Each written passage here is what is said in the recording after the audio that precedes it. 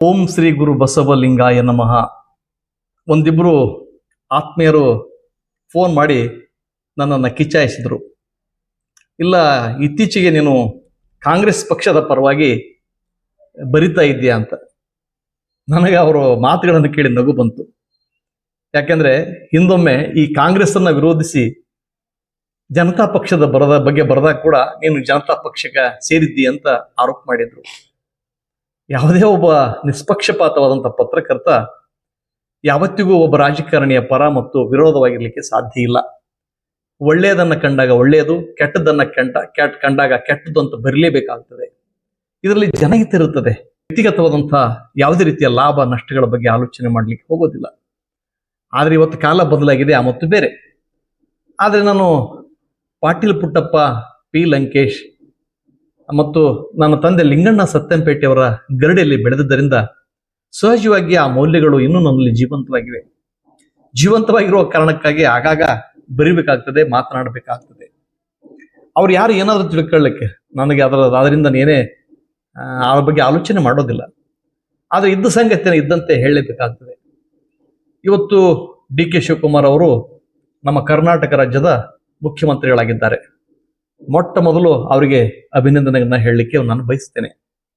ಜೊತೆಗೆ ಕೆಲವು ಕಿವಿ ಮಾತು ಹೇಳಲಿಕ್ಕೆ ನಾನು ದೊಡ್ಡವನಲ್ಲ, ಆದರೂ ಕೂಡ ಕೆಲವು ಸಂಗತಿಗಳು ಅವರ ಕಿವಿ ಮೇಲೆ ಹಾಕಲಿಕ್ಕೆ ನಾನು ಬಯಸ್ತೇನೆ.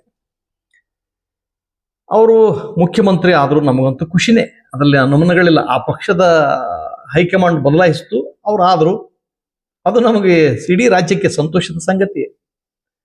ಆದರೆ ಈ ವಿಧಾನಸೌಧವನ್ನು ಅವರು ಏನು ತಿಳ್ಕೊಂಡ್ರೋ ಗೊತ್ತಿಲ್ಲ. ಬಹುಶಃ ಅದೊಂದು ಪೂಜಾ ಮಂದಿರ ಅಂತ ತಿಳ್ಕೊಂಡಂಗೆ ಕಾಣ್ತದೆ. ಹಾಗಾಗಿ ಆ ಪ್ರಮಾಣ ವಚನ ಸ್ವೀಕರಿಸುವ ಸಂದರ್ಭದಲ್ಲಿ ನೋಡಿ, ಯಾರೋ ಅವರ ನಂಬಿಕೆ ಒಬ್ಬ ಗುರುವಿನಿಗೆ ನಮಸ್ಕಾರ ಮಾಡಿ ಬಂದು ಆಮೇಲೆ ಅವರು ಪ್ರಮಾಣ ವಚನ ಸ್ವೀಕರಿಸಿದ್ರು. ಯಾರೋ ಅಜ್ಜಯ ಅಂತಂದ್ರು. ಅವರು ಅಜ್ಜಯ ಅವರಿಗೆ ಬಿಟ್ಟದ್ದು. ಅವರವರ ವೈಯಕ್ತಿಕ ಧಾರ್ಮಿಕ ನಂಬಿಕೆಗಳು ಅವರವರಿಗೆ ಸಂಬಂಧಪಟ್ಟವು, ಅದು ಇಡೀ ರಾಜ್ಯಕ್ಕೆ ಸಂಬಂಧಪಟ್ಟದ್ದಲ್ಲ. ಮತ್ತು ನನ್ನ ನಂಬಿಕೆಗಳು ನನ್ನ ಮನೆಯ ಒಳಗಡೆ ಇರಬೇಕು ಹೊರತಾಗಿ ಅದು ಬೀದಿಗೆ ಬರಬಾರ್ದು. ನಾನು ಈಗ ಡಿ ಕೆ ಶಿವಕುಮಾರ್ ಅವರು ಸಾರ್ವಜನಿಕ ವ್ಯಕ್ತಿ ಆದ್ದರಿಂದ ಅವರ ಏನೆಲ್ಲ ಈ ಪೂಜೆ ಪುರಸ್ಕಾರ ಇತ್ಯಾದಿಗಳವಲ್ಲ, ಅವೆಲ್ಲವೂ ಬೇರೆ ಮೇಲೆ ಒಳ್ಳೆಯ ಮತ್ತು ಕೆಟ್ಟ ಪರಿಣಾಮ ಬೀರುವ ಸಾಧ್ಯತೆಗಳಿರ್ತವೆ. ಹಾಗಾಗಿ ಅವು ನಂಬಿಕೆಗಳನ್ನು ಅವರು ಅಲ್ಲೇ ಇಟ್ಕೊಳ್ಬೇಕು. ಅದೇ ಸಂದರ್ಭದಲ್ಲಿ ಯಾರು ಹೇಳಿದ್ರು ಒಬ್ರು, ಇದು ಸತ್ಯನೇನೋ ಗೊತ್ತಿಲ್ಲ, ಎಂ ಬಿ ಪಾಟೀಲ್ರು ಬಸವಾದಿ ಶರಣರ ಅಂತ ಪ್ರಮಾಣ ವಚನ ಸ್ವೀಕರಿಸಿದಾಗ ಅದಕ್ಕೆ ರಾಜ್ಯಪಾಲರು ವಿರೋಧ ವ್ಯಕ್ತಪಡಿಸಿರು ಅಂತ ಅನ್ನೋ ಮಾತು ಬಂತು. ರಾಜ್ಯಪಾಲರಿಗೆ ಗೊತ್ತಿಲ್ಲ ಅಂತ ಕಾಣ್ತದೆ. 12ನೇ ಶತಮಾನದಲ್ಲಿ ಇಡೀ ಜಗತ್ತಿನಲ್ಲಿ ಎಲ್ಲಿಯೂ ಪ್ರಜಾಪ್ರಭುತ್ವದ ಒಂದು ಲವಲೇಶ ಕೂಡ ಸುಳಿವಿರಲಿಲ್ಲ. ಅಂಥ ಸಂದರ್ಭದಲ್ಲಿ ಪ್ರಜಾಪ್ರಭುತ್ವದ ಸೌಧವನ್ನ ನಿರ್ಮಿಸಿದವರು ಕರ್ನಾಟಕದವರು, ಕನ್ನಡಿಗರು, ಅದು ಬಸವಣ್ಣ ಅಂತ ಅನ್ನುವ ಜ್ಞಾನ ಅವರಿಗಿದ್ರೆ ಬಹುಶಃ ಅದಕ್ಕೆ ಅವರು ಆಕ್ಷೇಪ ವ್ಯಕ್ತಪಡಿಸ್ತಿರ್ಲಿಲ್ಲ. ಬಸವಣ್ಣವರು ಕೇವಲ ಒಬ್ಬ ಧಾರ್ಮಿಕ ನಾಯಕನಲ್ಲ, ಆತ ರಾಜಕೀಯ ಮುತ್ಸದ್ದಿಯ ಅಂತಕ್ಕಂಥ ಸಂಗತಿಯನ್ನ ಗೆಹ್ಲೋಟಿ ಅವರು ಮರೆಯದಿರೋದು ಒಳಿತಂತ ನಾನು ಇಲ್ಲಿ ಹೇಳಲಿಕ್ಕೆ ಬಯಸ್ತೀನಿ. ಮತ್ತೊಂದು ಮುಖ್ಯ ವಿಷಯಕ್ಕೆ ಬರೋಣ. ಈಗ ಯಾರೋ ಒಬ್ರು ದ್ವಾರಕನಾಥ್ ಗುರೂಜಿ ಅಂತ, ಅವರು ಮಾತುಗಳನ್ನ ಕೇಳ್ತಾ ಇದ್ರೆ ಬಹುಶಃ ಡಿ ಕೆ ಶಿವಕುಮಾರ್ ಮುಖ್ಯಮಂತ್ರಿಗಳಾಗಿದ್ದಾರಲ್ಲ, ಅವರು ಆದದ್ದೇ ಹೈಕಮಾಂಡ್ನಿಂದಲ್ಲ, ಸಿದ್ದರಾಮಯ್ಯನವರು ಬಿಟ್ಟುಕೊಟ್ಟದ್ದವರಿಂದಲೂ ಅಲ್ಲ. ಈ ದ್ವಾರಕನಾಥ ಗುರೂಜಿಯವರ ಪೂಜೆ ಮಾಡಿದ್ರಲ್ಲ, ಪೂಜೆಯ ಫಲನೇ ಇವರಿಗೆ ಮುಖ್ಯಮಂತ್ರಿ ಪಟ್ಟ ಸಿಕ್ತಂತ. ಹಾಗಾದ್ರೆ ಇಷ್ಟು ವರ್ಷಗಳವರೆಗೆ ರಾಜಕೀಯದಲ್ಲಿ ಏನೆಲ್ಲ ಏಳು ಬೀಳುಗಳನ್ನು ಕಂಡ್ರು, ಜೈಲಿಗೆ ಕೂಡ ಹೋಗಿ ಬಂದ್ರು. ಕಳೆದ ಸಲಂತೂ ಅವರ ತಂದೆಯ ಸ್ಮರಣೆಯ ದಿನ, ಆ ಪುಣ್ಯ ಸ್ಮರಣೆ ದಿನ ಮಾಡದ ಆಗಲಾರದೆ ದಿಲ್ಲಿಯಲ್ಲಿ ಕುಳಿತು ಗುಳೋ ಅಂತ ಹತ್ತರು ಯಾರು, ಡಿ ಕೆ ಶಿವಕುಮಾರ್ ಅವರು.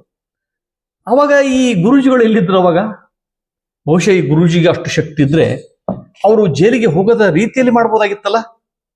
ಅಥವಾ ಸಿದ್ದರಾಮಯ್ಯನವರು ಮುಖ್ಯಮಂತ್ರಿ ಆಗದೆ ಮೊಟ್ಟ ಮೊದಲು 5 ವರ್ಷ ಇತ್ತಲ್ಲ ಕಳೆದ ಸಲ, ಆಗ ಡಿ ಕೆ ಶಿವಕುಮಾರ್ ಅವರೇ ಮಾಡ್ಬೇಕಾಗಿತ್ತಲ್ಲ. ಇಲ್ಲ ನೋಡಿ ಎಂಥ ಮಾತುಗಳು ಆಡ್ತಾರೆ ಇವರು. ಅಂದ್ರೆ ನಮ್ಮ ಮುಖ್ಯಮಂತ್ರಿನ ಏಕವಚನದಲ್ಲಿ ಬೇರೆ ಕರೀತಾರೆ ಅವರು, ಅವ ಇವ ಅಂತಾರೆ. ನಮ್ಮ ರಾಜ್ಯದ ಘನವೆತ್ತ ಸ್ಥಾನದಲ್ಲಿರ್ತಕ್ಕಂಥ ಡಿ ಕೆ ಶಿವಕುಮಾರ್ ಅವ್ರನ್ನ ಅವ ಇವ ಅಂತ ಕರೆಯೋದ ಇವರು? ಇವರು ಪ್ರಜಾಪ್ರಭುತ್ವಕ್ಕೆ ಮಾಡ್ತಕ್ಕಂಥ ಅವಮಾನ ಹೌದು ಅಲ್ವೋ? ನಾವು ಇದ್ರ ಬಗ್ಗೆ ಆಲೋಚನೆ ಮಾಡಬೇಕಾಗ್ತದೆ. ಆಮೇಲೆ ಹೇಳ್ತಾರೆ ಅವರು, ಡಿ ಕೆಗೆ ಅಷ್ಟೇ ಅಲ್ರಿ, ಇವ್ರಿಗಿಂತ ಪೂರ್ವದಲ್ಲಿ ದೇವರಾಜ್ ಅರಸವರಿಗೂ ಕೂಡ ನಮ್ಮ ತಂದೆಯವರು ಮುಖ್ಯಮಂತ್ರಿ ಸ್ಥಾನ ತಂದು ಕೊಟ್ಟರು ಅಂತ. ಹಬ್ಬ, ಮುಖ್ಯಮಂತ್ರಿ ಸ್ಥಾನ ಏನು ಇವ್ರು ಬಾಕೋಣದಾಗ ಐತೇನೆ, ಅದು ಕಿಸೆಯಲ್ಲಿ ಐತೆ, ತಂದುಕೊಡ್ಲಿಕ್ಕೆ ಸಾಧ್ಯನಾ? ಈ ಬಗ್ಗೆ ನಾವು ಆಲೋಚನೆ ಮಾಡ್ಬೇಕಲ್ಲ. ಅಷ್ಟೇ ಅಲ್ಲ, ದೇವರಾಜ್ ಅರಸು ಸತ್ತದ್ದು ಮುಖ್ಯಮಂತ್ರಿಗಳ ಅಧಿಕೃತ ಕಚೇರಿಯಲ್ಲಿ ಅಲ್ವಂತೆ, ನಿವಾಸದಲ್ಲಿ ಅಲ್ವಂತೆ, ಅವರ ಅಕ್ಕನ ಮನೆಯಲ್ಲಂತೆ. ವಾಹ್, ಎಂಥ ಅದಡುತನ ಈ ಸ್ವಾಮೀಜಿಗೆ! ಇಷ್ಟು ಉದ್ದನೆ ಮಾತನಾಡಲಿಕ್ಕೆ ಈ ಅವಕಾಶವನ್ನು ಒದಗಿಸಿಕೊಟ್ಟವ್ರು ಯಾರು ಅಂತ ಕರ್ನಾಟಕದ ಪ್ರಜೆಗಳಾದ ನಾವು ಈ ಪ್ರಶ್ನೆಯನ್ನು ಕೇಳಲೇಬೇಕಾಗ್ತದೆ. ಇವರು ಶೃಂಗೇರಿಗೆ ಹೋಗಿ ಗಂಟಿ ಬಾರಿಸ್ತಾ ಏನೋ ದೇವ್ರ ಮೇಲೆ ಹೂ ಇಟ್ರಂತ, ಹೂ ಬಿತ್ತಂತ, ಹೂ ಬಿಡೋ ಕಾರಣಕ್ಕಾಗಿ ಹೈಕಮಾಂಡ್ ಡಿ ಕೆ ಶಿವಕುಮಾರ್ ಅವರಿಗೆ ಮುಖ್ಯಮಂತ್ರಿ ಆಗಲಿ ಅಂತ ಹೇಳಿರುತ್ತೆ. ಎಂಥ ಮೌಢ್ಯ ಇದು! ಎಲ್ಲವೂ ನಿಮ್ಮ ಕೈಯಲ್ಲಿದ್ರೆ ಈ ಪೂಜೆ ಮಾಡೋದಕ್ಕಿಂತ ಪೂರ್ವದಲ್ಲಿ ಅಥವಾ ಅದಕ್ಕೆ ಈಗ ಒಂದು 5 ವರ್ಷಗಳ ಹಿಂದ್ಗಡೆನೆ ಡಿ ಕೆ ಶಿವಕುಮಾರನ್ನ ಮುಖ್ಯಮಂತ್ರಿ ಮಾಡ್ಬೋದಾಗಿತ್ತಲ್ಲ ಸ್ವಾಮೀಜಿಗಳೇ. ಏನು ಎಂಟ ಬೋವು ಬಿಡ್ತಿರಿದಲ್ಲ, ಎಂತ ಹೂವನ್ನು ಯಾರ ತಲೆಯಲ್ಲಿ ಯಾರ ಮುಡಿಗೆ ಇಡ್ಬೇಕಂತ ಮಾಡಿರಿ, ಯಾರ ಕಿವಿಯಲ್ಲಿ ಇಡ್ಬೇಕಂತ ಮಾಡಿರಿ ನೀವು? ನಮ್ಮ ಡಿ ಕೆ ಶಿವಕುಮಾರ್ ಕೂಡ ಅಷ್ಟೇ, ಅವರಿಗೆ ಆದದ್ದು ಅಜ್ಜನ ಆಶೀರ್ವಾದದಿಂದ ಆಗಲಿಕ್ಕೆ ಸಾಧ್ಯನಾ? ನಿಮ್ಮ ಸತತ ಪ್ರಯತ್ನ, ಪರಿಶ್ರಮ ಮತ್ತು ರಾಜಕೀಯವಾಗಿ ನೀವು ಬೆಳೆದ ರೀತಿ, ಆಮೇಲೆ ನೀವು ಸುತ್ತಮುತ್ತ ಕಟ್ಟಿಕೊಂಡಂತ ಜನಸಮೂಹ, ಜೊತೆಗೆ ಶಾಸಕರು ಮತ್ತು ನಿಮ್ಮ ಹೈಕಮಾಂಡ್, ಇವೆಲ್ಲವುಗಳಿಗೆ ನೀವು ಮುಖ್ಯಮಂತ್ರಿ ಆಗಿದ್ದೀರಿ ಹೊರತಾಗಿ ಯಾರೋ ಅಜ್ಜಯ್ಯ ಇನ್ಯಾರೋ ಸ್ವಾಮೀಜಿಗಳಿಂದ ಖಂಡಿತವಾಗಿಯೂ ಅಲ್ಲ. ದ್ವಾರಕನಾಥ್ ಗುರೂಜಿ ಅವರು ಇದೆಲ್ಲ ಹೇಳ್ತಾರಲ್ಲ, ಹೇಳ್ಬಿಟ್ರು ಅವರು, 8 ವರ್ಷವರೆಗೂ ಡಿ ಕೆ ಶಿವಕುಮಾರ್ ಅವ್ರು ಯಾರು ಕದಲಿಸಲಿಕ್ಕೆ ಸಾಧ್ಯ ಇಲ್ಲ ಅಂತ. ಯಾರು ಹೇಳಿದ್ ನಿಮಗೆ? ಸಂದರ್ಭಗಳು ಯಾವಾಗ ಬರ್ತದೋ ಏನ್ ಬರ್ತದೋ ಯಾರಿಗ್ ಗೊತ್ತು. ಹೋಗ್ಲಿ, ಅದೆಲ್ಲ ಹೋಗ್ಲಿ, ಡಿ ಕೆ ಶಿವಕುಮಾರ್ ಹೋಗ್ಲಿ. ನಿಮ್ಮ ಜನನ ಆಯ್ತಲ್ಲ, ಜನನದ ದಿನಾಂಕ ಮತ್ತು ಹುಟ್ಟಿದ ಗಳಿಗೆ ಖಚಿತವಾಗಿ ಹೇಳಬಲ್ರ? ಹೋಗ್ಲಿ, ನಾವು ಅಥವಾ ನೀವು ಮರಣ ಹೊಂದುವ ದಿನವನ್ನು ನೀವು ಹೇಳಲಿಕ್ಕೆ ಸಾಧ್ಯನಾ? ಸಾಧ್ಯನೇ ಇಲ್ಲ. ಸುಖ ಸುಮ್ಮನೆ ಯಾವುದ್ರಲ್ಲೇ ಮುಖ ತೋರಿಸಿ ಅವ್ರಿಗೆ ನಾ ಮಾಡಿದೆ, ಇವ್ರು ಮುಖ್ಯಮಂತ್ರಿ ಮಾಡಿದೆ, ಇವ್ರಿಗೆ ಪ್ರಧಾನಮಂತ್ರಿ ಮಾಡಿದೆ, ಏನ್ ನೀವು ನಿಮ್ಮಲ್ಲಿ ಅವೆಲ್ಲ ಹುದ್ದೆಗಳೆಲ್ಲ ನೀವೇನು ಹಿಂಗೆ ಹಂಚ್ತಾ ಇದ್ದೀರಾ ಏನ? ನಿಮ್ದು ಬನವಟ್ಟಿ ಗೊತ್ತಿದೆ.